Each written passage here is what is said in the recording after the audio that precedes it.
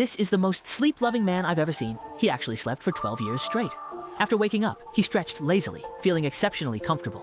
Thinking that class was about to start, he hurried back to the classroom, pushed the door open, only to find that he didn't recognize anyone inside. What's going on here? He hadn't gone to the wrong classroom either. At this moment, the homeroom teacher came in to start the class, and was surprised to see him wearing a school uniform from over a decade ago. Are you going for a retro look? Saying this, the teacher was about to call security.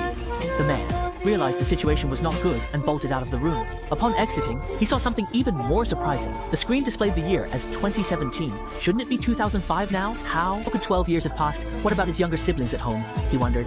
He immediately ran home, sprinting all the way. He pushed open the door and saw his family having a meal, greeting him, which filled him with joy. But in the blink of an eye, they all disappeared. It turned out he was seeing things. The man looked at the familiar yet strange home, not understanding why it had become like this, and wanted to find someone to ask for clarification.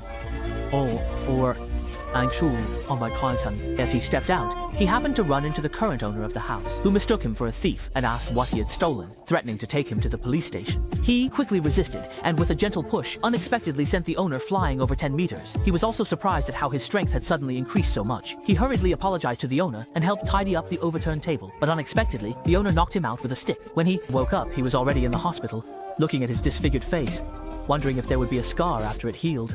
Beside him, the police said that at such a young age, he was not learning good things, only learning from others to steal.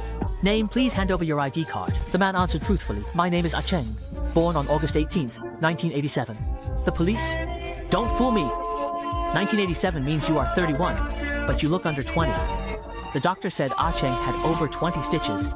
Keep it clean to avoid infection. Since he wasn't honest, they took him to the station.